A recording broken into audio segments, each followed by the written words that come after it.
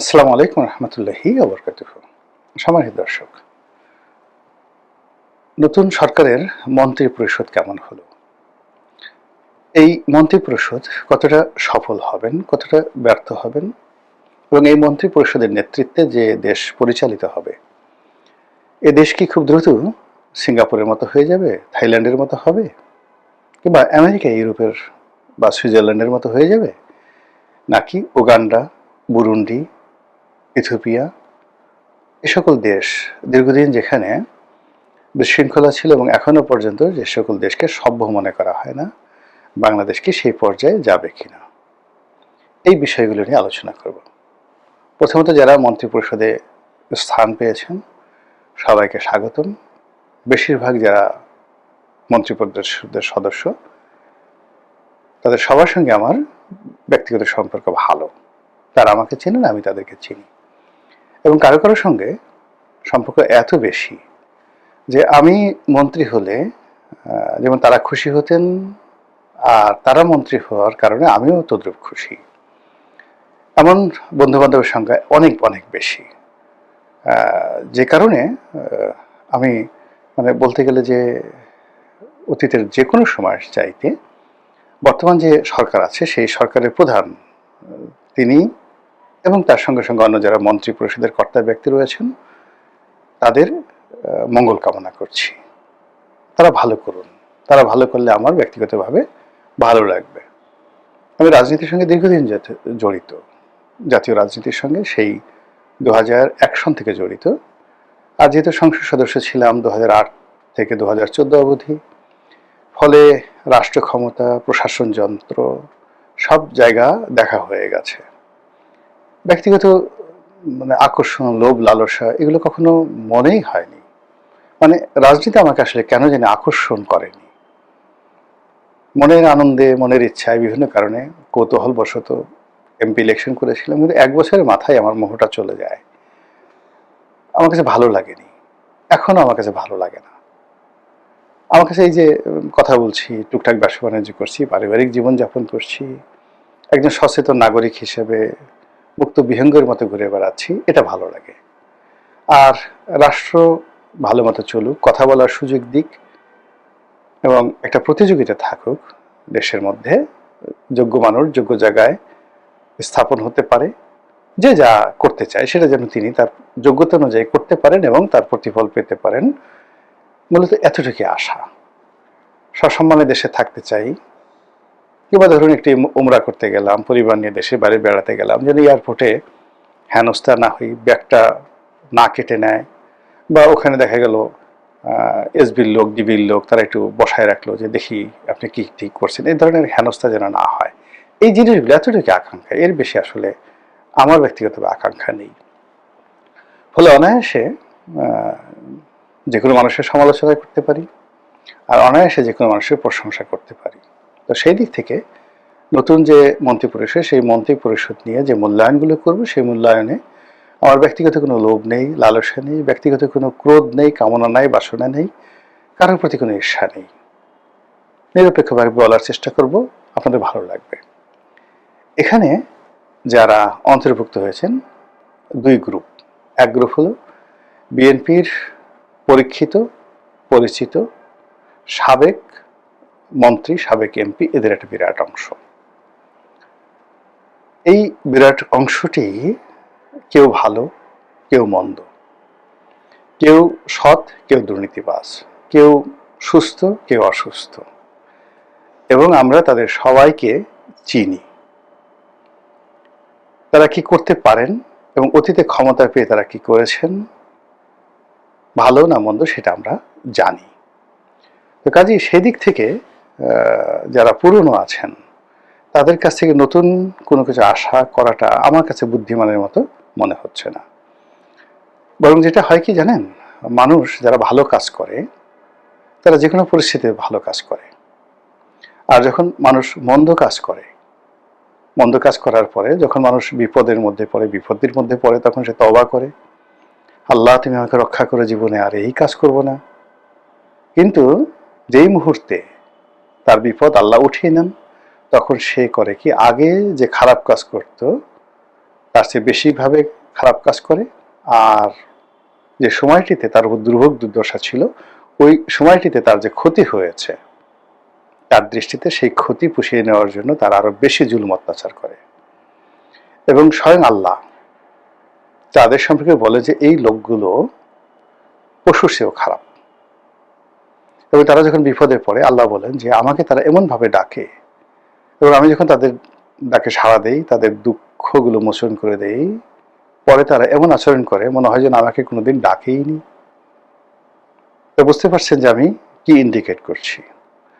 অতীতের খারাপ মানুষগুলো যারা প্রমাণিত দুর্নীতিবাজ, প্রমাণিত জুলুমবাজ, অত্যাচারী, জালেম, জাহেল, এরা কোনো অবস্থাতেই ভালো হবে না। তাদের অন্তর সিল মারা।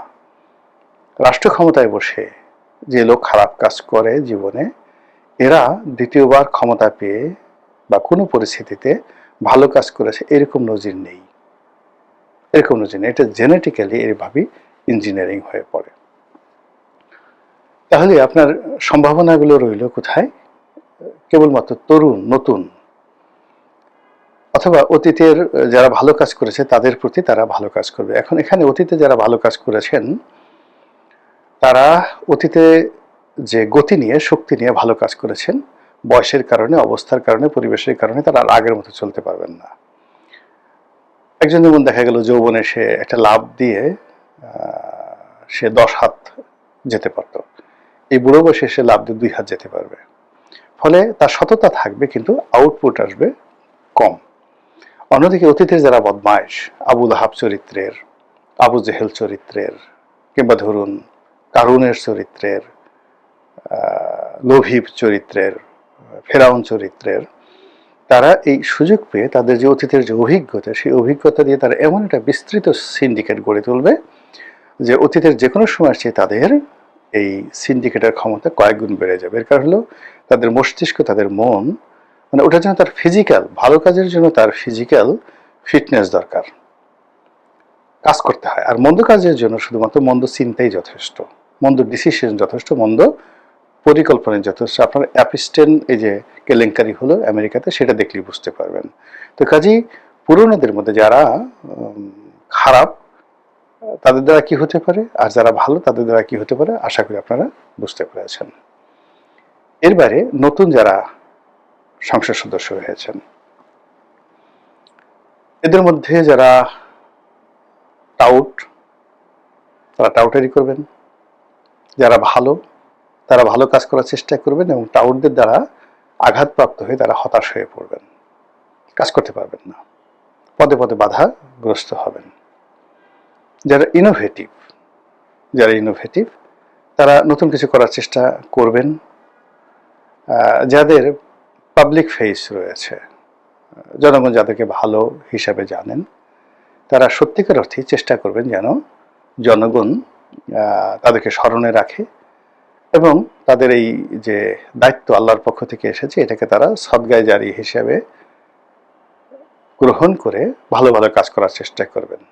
তরুণদের মধ্যে যারা এবার প্রথম সংসদ সদস্য হলেন এবং প্রথম মন্ত্রী হলেন।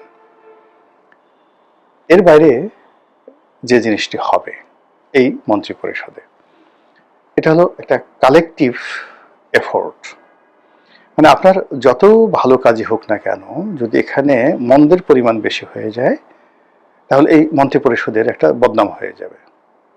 আবার দেখা গেল যে ভালো যারা আছেন তরুণদের মধ্যে, তাদের সংখ্যা এত বেশি যে 2-4-10 জন মন্দ কাজ করছে ওটাকে খোঁজও নেবে না। তো এই পুরো জিনিসটা নির্ভর করবে যিনি প্রধান নেতা তার উপরে। আমরা যে কাজটি অতীতে করেছি সেটা হলো আমরা নিজেদের পিঠ বাঁচানোর জন্য প্রশংসা করি সবসময় প্রধান ব্যক্তির, এবং আশেপাশের যত লোক আছে সব লোককে আমরা দায়ী করে যিনি প্রধান ব্যক্তি তাকে দায় মুক্তি দেই। যেমন শেখ হাসিনার কোনো দোষ নেই, সব দোষ ওবায়দুল কাদেরের উদাহরণ। এরশাদের কোনো দোষ নাই, সব দোষ শাহ মুয়াজ্জেমের। খালেদা জিয়ার কোনো দোষ নাই, সব দোষ হারিস চৌধুরীর, বা সব দোষ লুৎফুজ্জামান বাবরের। এরকম কথা অনেকে বলার চেষ্টা করবেন। আবার এখন যারা আসছেন সব দোষ অমুকের তমুকের, লেদু গেদু ধলার, তারেক রহমান সাহেব নিষ্পাপ। এই যে আমাদের কথা বলার ধরন এবং প্রকৃতি, এর কারণে আমাদের পতন হয়, এর কারণে আমরা আগাতে পারি না। যখন সত্যিকার অর্থে আপনি যিনি দলের নেতা, পালের গোদা, তাকে পয়েন্ট আউট করে সত্য কথা বলতে না পারবেন, দৃঢ়তা দেখাতে না পারবেন, সাহস না থাকবে, ততক্ষণ পর্যন্ত খোদাই শক্তি, আল্লাহর যে রহমত বরকত আপনাকে কখনো স্পর্শ করবে না। আপনি জমানের সঙ্গে প্রতারণা করবেন, চিন্তা চেতনার সঙ্গে প্রতারণা করবেন, এবং এই সংখ্যা যদি দেশে বাড়তে থাকে ব্যাপক হারে, তাহলে সেই দেশের নেতৃত্ব, সঠিক নেতৃত্ব গড়ে ওঠে না। একজনের পর একজন খারাপ নেতৃত্ব আসতেই থাকে, উগান্ডার মতো। এর কারণে বেশিরভাগ মানুষ এরকম যাকে বলে ভয় পায়, আসল শয়তানকে, বড় শয়তানকে, মেজর শয়তানকে তারা বাদ দিয়ে পিচ্ছি পিচ্ছি শয়তানকে তারা সমালোচনা করে মিনমিনে ভাষায়। কিন্তু এখানে বলতে হবে ঠিক একটা ছোট কাহিনী বলে শেষ করে, যেটা আমি লিখছি। বাদশাহ হারুন আর রশিদের দাদা খলিফা আল মনসুর, মশহুর সম্রাট, যেমনি রাগী তেমনি বুদ্ধিমান সবকিছু। তো তিনি মাঝে মধ্যে দরবারে তিনি সত্য কথা শোনার জন্য লোক ভাড়া করে আনতেন, যারা মুখের উপরে টাটকা কথা বলে, সত্য কথা বলে।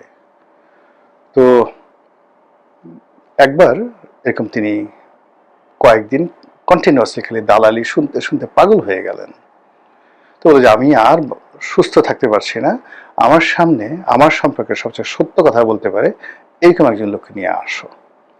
তো ওই সময়টাতে একজন বিখ্যাত আলেম ছিলেন, ওয়াসিল ইবনে আতা রহমতুল্লাহ আলাইহে, মদিনার অধিবাসী। তো তিনি তখন বাগদাদে আসছেন বেড়াতে। লোকজন বলল যে ওয়াসিল ইবনে আতার চেয়ে যোগ্যতম লোক নাই, তিনি আছেন, আপনি চাইলে তাকে আনতে পারি। তো ওয়াসিল ইবনে আতাকে আনা হলো। বড় কাহিনী। তো সেই দরবারে তিনি অনেকক্ষণ থাকলেন, এবং একটা সময় খলিফা আল মনসুর জিজ্ঞাসা করলেন যে আমি কেমন মানুষ, আমার সম্পর্কে আপনার মূল্যায়ন কি?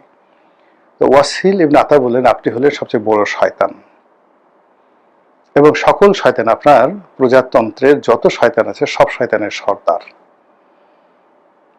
আপনার কারণেই তারা শয়তানি করার সুযোগ পায়, আর সেই শয়তানদের শয়তানির কারণেই আপনি এখানে বসে বসে কখনো নীতি কথা বলেন, কখনো ভণ্ডামি করেন, কখনো যাকে বলা হয় নিজেকে খুব বড় করে জাহির করেন, এবং আপনার দ্বারা এই রাষ্ট্র ক্ষতিগ্রস্ত হচ্ছে। তো খলিফা আল মনসুর বললেন যে আমি সত্য কথা শোনার জন্য একে এনেছি, কিন্তু এই এত সত্য কথা বলছে আমি আর ধৈর্য রাখতে পারছি না, আমি পাগল হয়ে যাচ্ছি। চিৎকার করে উঠলেন যে তুমি, আপনারা মানে দরবারের লোককে বললো যে একে সরাও আমার চোখের সামনে থেকে, নিয়ে যাও। তো that is the truth of the history, এটা আমার কথা নয়। আপনারা তো ইমাম গাজ্জালি সাহেবের কথা শুনেছেন, তার বই ইহইয়া উলুমউদ্দিন, সেই বইতে এই কাহিনীটি বর্ণনা করা আছে। তা আপনি আমি কি ওয়াসিল ইবনে আতার মতো ওইভাবে বলতে পারবো? আর ওইভাবে বলতে পারলেই সাম্রাজ্যে একজন খলিফা আল মনসুর তৈরি হবে, সাম্রাজ্যে একজন হাদি তৈরি হবে, আল মনসুরের ছেলে। সাম্রাজ্যে একজন হাদির পরে তার সন্তান খলিফা হারুন আল রশিদ তৈরি হবে, হারুন আল রশিদের পরে খলিফা আল মামুন তৈরি হবে।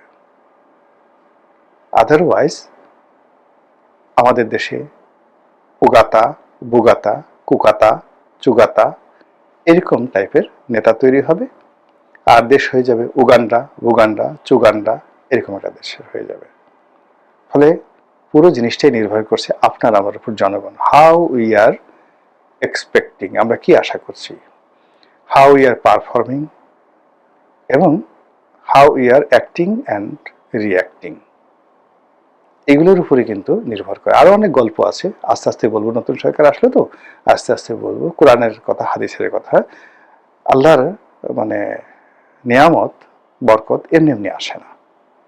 মহান আল্লাহ আমাদের সবাইকে হেদায়েত দান করুন এবং হেফাজত করুন। আসসালামু আলাইকুম ওয়া রাহমাতুল্লাহি ওয়া বারাকাতুহু।